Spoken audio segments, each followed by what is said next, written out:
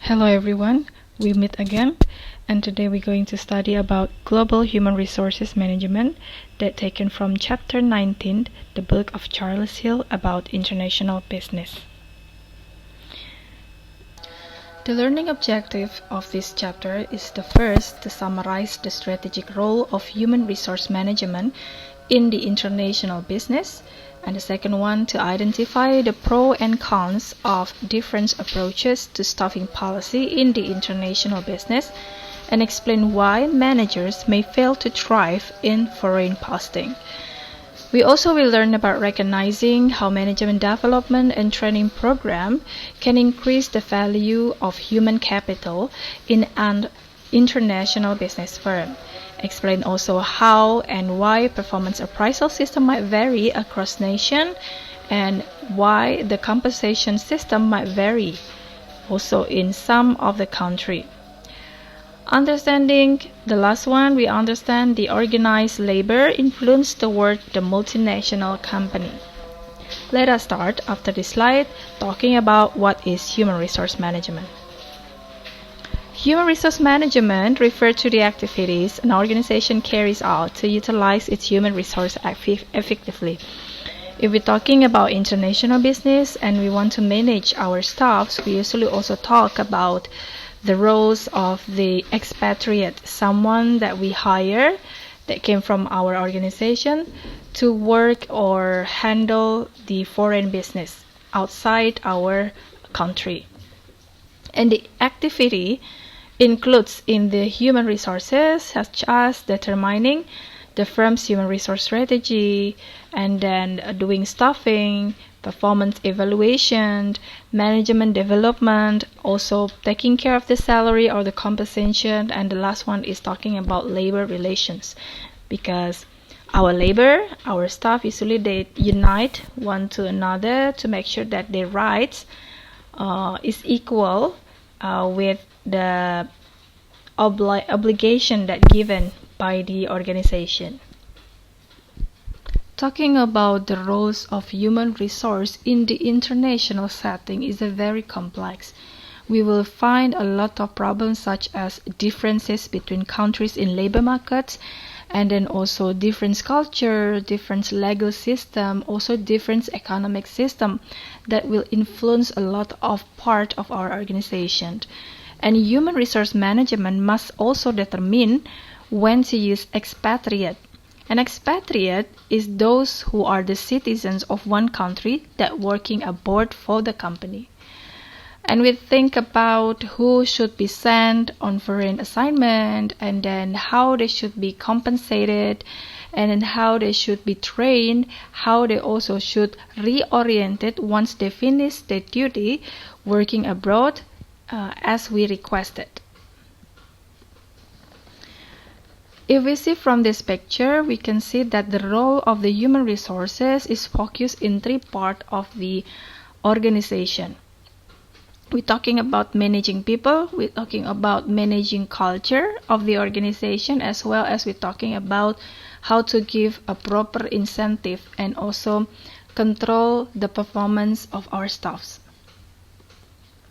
When we talk about doing some expansion internationally, then we're talking about the staffing policy.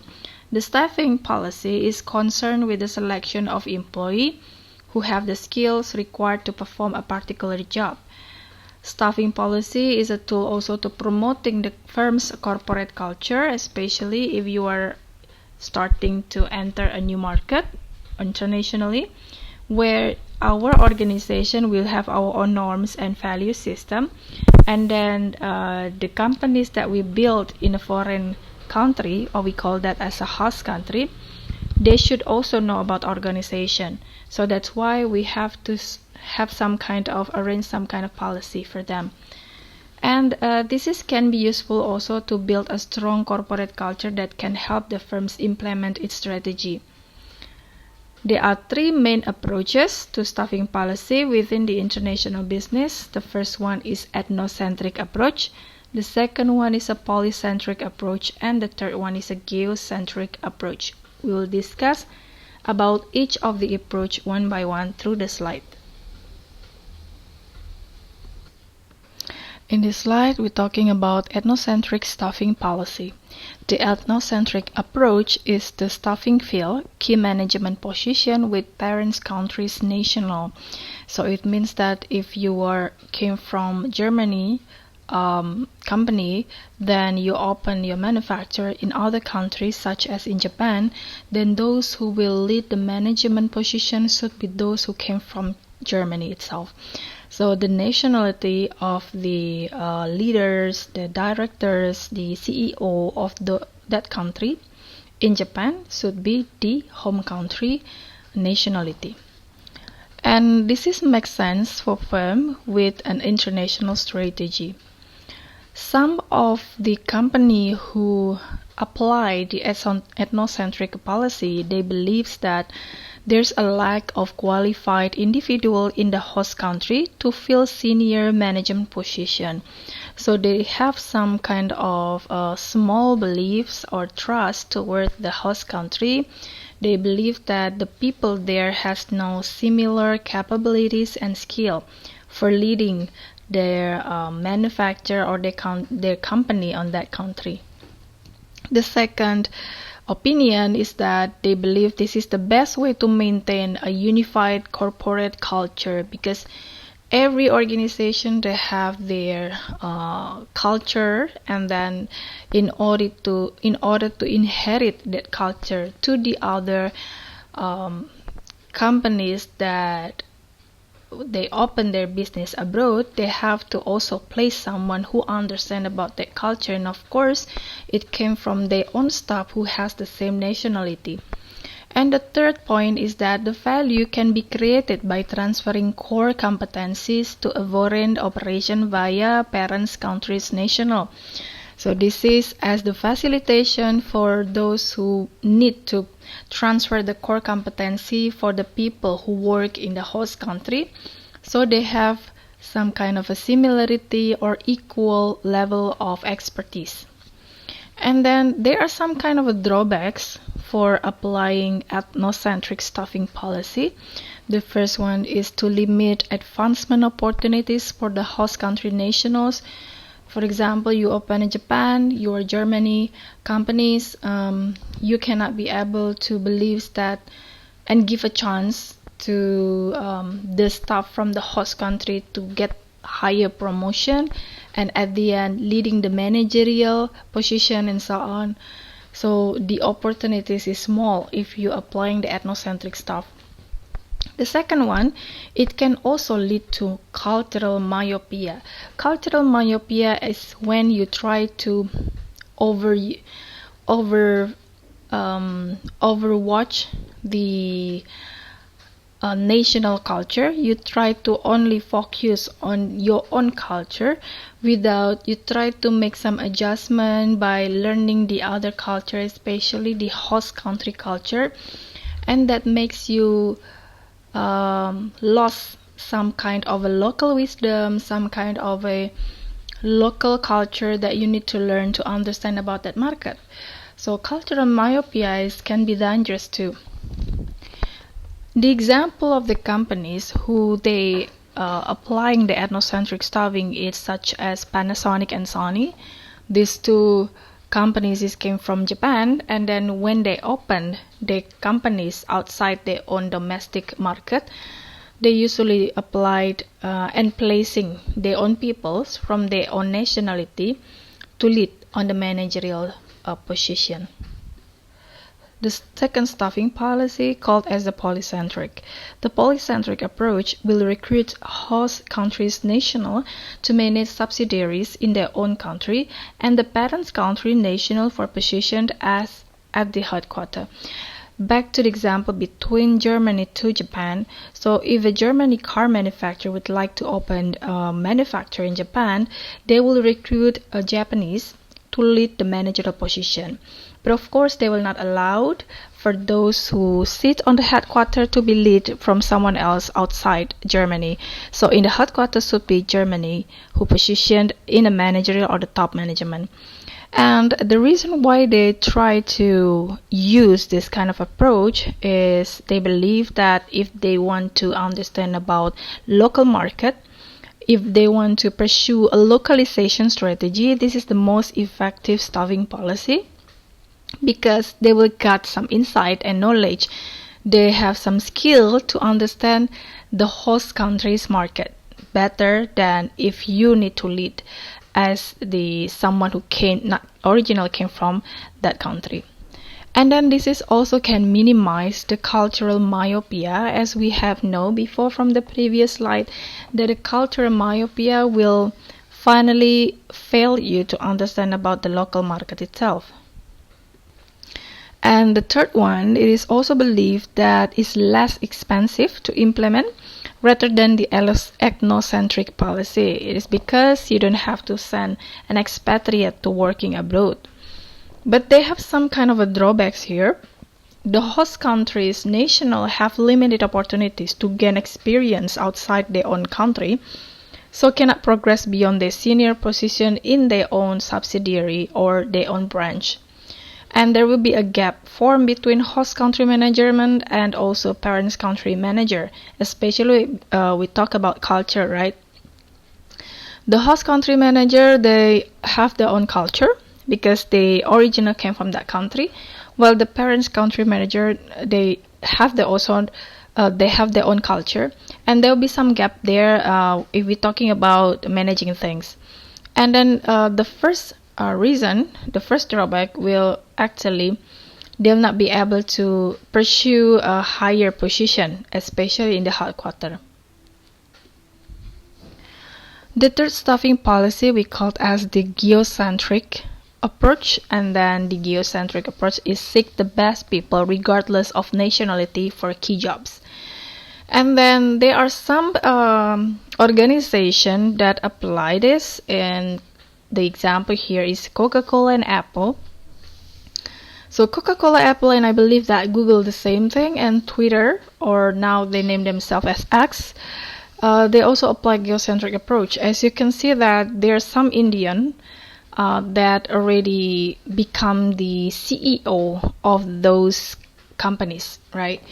That is example for geocentric approach, where you will find the leader that came from the different countries. They not came from the home countries of where the country of origin of those company from. And then there are some kind of advantage of applying this approach. The first one is consistent with building strong unifying culture and informal management at work. And the second one is makes sense for the firm pursuing global and transnational strategy. And the third one enables the firm to make the best use of its human resources and build care of international executive who feel at home working numbers of different culture. But they have also some limitation. The first one, it can limit it by immigration law. It's not easy, especially if you want to let them work in different countries. There will be some immigration law that you need to learn to understand that it will not against the law. And it's costly to implement because, once again, you have to also pay the home country tax for the salary and also for the host country tax. So you are double taxes. In this slide, you can see some kind of advantage and disadvantages for each staffing approach. You can learn about this later yourself. You can read properly. And there'll be some cross with the strategic appropriateness if they want to expand themselves internationally. Either they'll be suitable for the international strategy or localization strategy or global standardization and transnational strategy, and which approach that the most suitable for each staffing. Not all of the expatriate is always success. So some of them also facing failure. And then here are some kind of reason of why US expatriate failure and why European expatriate failure and why the Japanese expatriate is also facing failure. And of course, here we only limited example by providing only 3 examples from the 3 countries. In general, it is because most of the international global companies itself came from those countries. One or two reasons why the US expatriate failure is the first one, they are bringing the family when they're also working abroad, but the family, including the spouse or the children, has an inability to adapt in a new environment, and it will influence the husband or the other partners when they work. And then the manager's inability to adjust itself with the office environment with a different culture, it's become the main reason of why the failures happened in US expatriates. And the reason of why European expatriate fail is because their inability, another similar case as the US, when they bring their family, they bring their spouse, yeah, they need to adjust in new environment. Like they will see a different kind of food, they will see different kind of way to communicate, they will see different behavior habits and so on.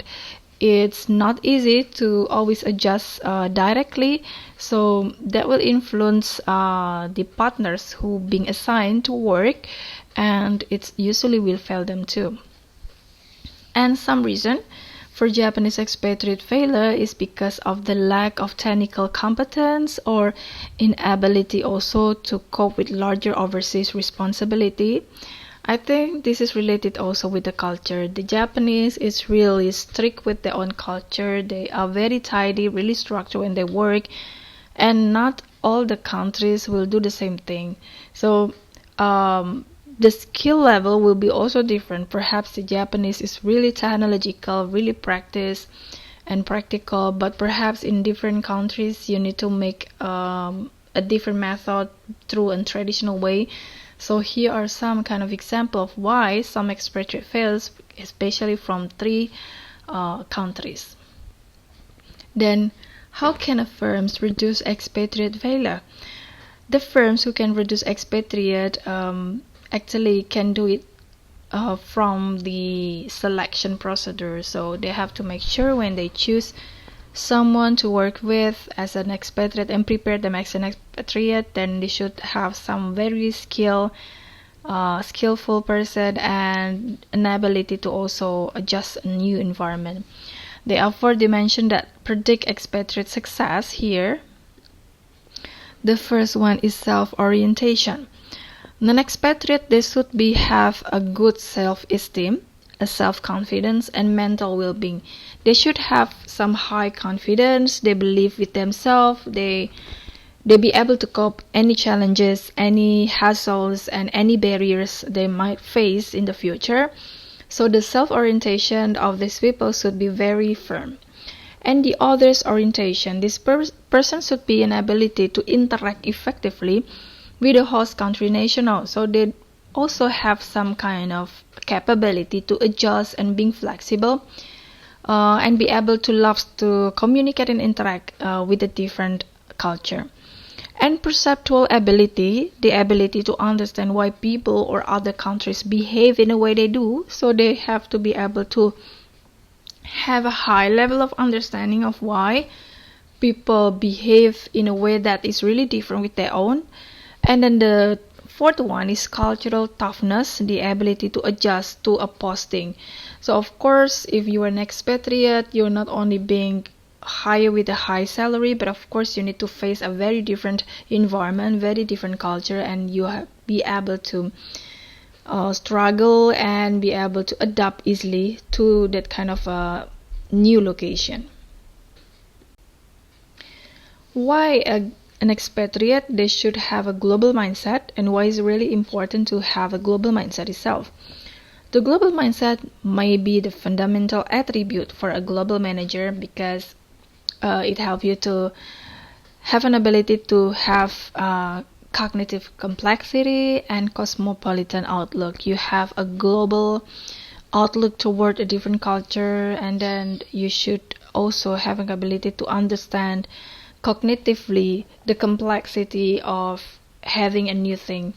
And a global mindset itself acquire an early in life form, it will be easier for you to adapt and to have a global mindset if you are actually came from this background. The first one, a family that is bicultural. If your family perhaps like your father can be from the United States, or maybe your mother is Indonesian, or maybe you're European who came from Germany who met with the Japanese. Then the bicultural family, it's make the people to easily to adapt in the environment. And ever living in the foreign countries, if you have ever visited a new countries, then it's easier for you also to accept a new thing and accept a new culture. And learning foreign language as a regular part of family life. So foreign language is another thing that will help you to have a global mindset, because meanwhile you're learning a new language, you're usually being taught to learn about the different culture, especially related to the language that you learn. And then the other things that a human resource need to also prepare, and is a part of assignment as a human resource division, is doing training and management development. Training is talking about focus upon preparing the manager for a specific job, while management development is concerned with developing the skill of the manager over his or her career with the firm, and will give the manager skill set and reinforce the organizational culture. Training for an expatriate is really needed, it's really important, it's crucial. So there are three things that usually provided to give training for manager who prepare as an expatriate. The first training is a cultural training. This is in order to foster an appreciation for the host country's culture. So they being informed that the different culture that they may face if they finally work in a different country is in what form. For example, you should when you greet a new person on that country, whether you have to just nodding or shake hand or kisses or maybe hugging or bowing. So you have to understand the training should be done before you leave the organization, the home organization. And language training, yeah, of course, you need to practice a basic way to buy the product, the basic communication to say hello and greeting, yeah, and the deeper knowledge about the language itself is way better. And practical training by helping the expatriate and her family ease themselves into a day-to-day life in the host country. So what you can do if you want to buy some groceries, yeah, and then what you have to do if you want to register or having admission in school for your children, and then what kind of a restaurant, whether you have to give tips or not, yeah, toward the waitress and so on. That's a practical training. And then once you finish your job as the expatriate, usually you also get a training, and in order to preparing yourself when you re-entry into your home country organization, and that program usually called as the reintegration. After you finishing your job as an expatriate, usually either monthly or yearly, you need to be evaluated. Your performance when you're working abroad need to be evaluated. It is a very complex process where both the host nation managers and also the home office manager will evaluate your performance of the expatriate manager. And in order to avoid the unintentional bias, usually the home country managers will rely a lot on the hard data when evaluating the expatriate.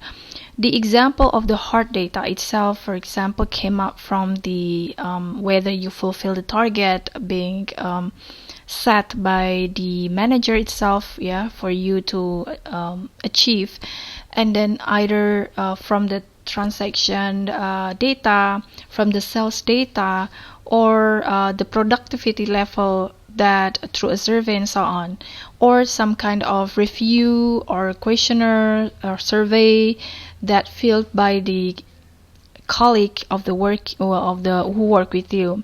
That is a hard data. However, the host country manager can be a bias because you face yourself as an expatriate directly daily, and then they will have their own frame of references. It can be very subjective because it depends on how you communicate. It depends also on how you having interaction towards your host country manager. The next one, we talk about the compensation. And then it's also another complex process. And then most firms will use what we call as the balance sheet approach. The balance sheet approach equalizes purchasing power across countries, so employees have same living standard in their own foreign posting as at home. Just for example, like you came from Japan and then you want to work in Indonesia, and then after that, of course, when you using the standard salary in Indonesia, your salary will be very low. But of course, you need to also make sure that it's not lower than the salary base or salary standard from Japan. So you have that salary in Indonesia and make sure that it fulfills the standard living in Indonesia. So you'll not get hard. You're not gonna be having a very challenging days. Yeah, because the standard is very low. When you work in a different country, you have to make a lot of adjustment based on your culture. So you have to make sure the firm will use balance sheet approach. There are 5 components for the compensation package. The first one is a base salary. This is a salary that given if you work in such a position is the normal range as the base salary in similar position in your home country. So if you in your home country, for example, you work there as a manager in Indonesia, even though you work as a manager, the salary should be the same with the manager in Japan. And then the second one, foreign service premium. The foreign service premium, this is an extra pay for the expatriate who will receive themselves to work outside his country or their origin, because it's an additional incentive so they'll be able to adjust easily with the new environment. The third one is various allowance, including if you find a hardship in processing something, a new environment, housing, cost of living, and education allowance being given, especially if you're bringing your family. And tax differential, because if as a good society, as a good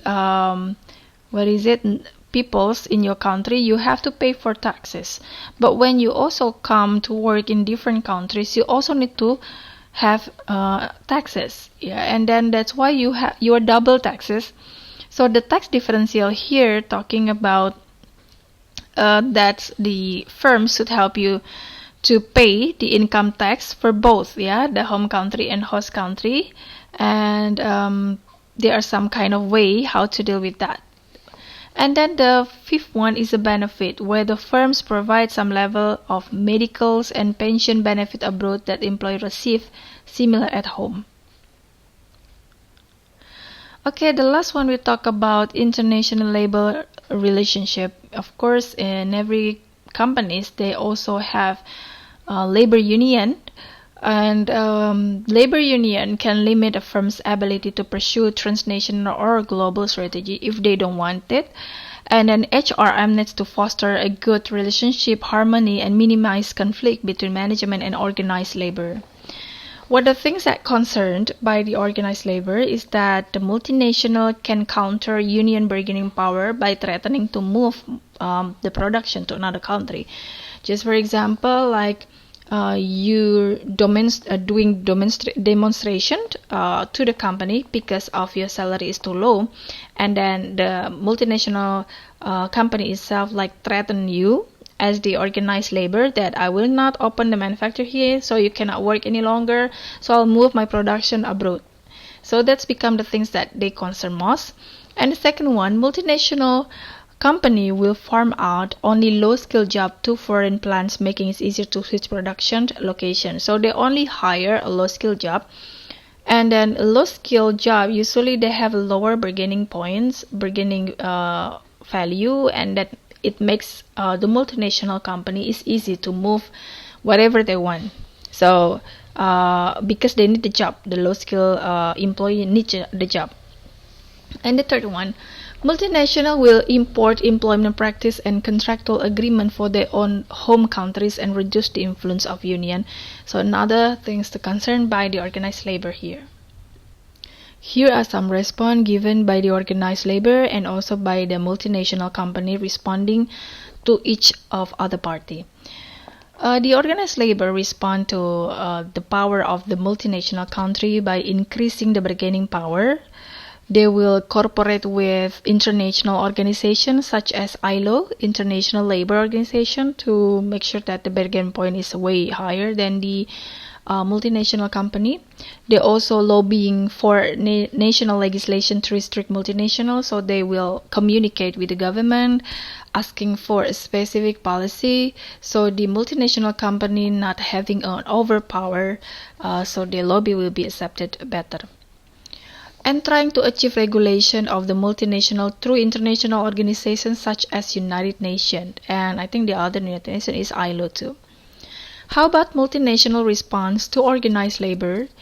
The first one, of course, the multinational company, they try to manage their own centralized labor relation by providing a good communication and then building a good cohesive interaction between the company with the employee itself, and it's a really competitive advantage that they can try to maintain to have a good relationship with the labor. So there will not another organized labor who try to attack the multinational company.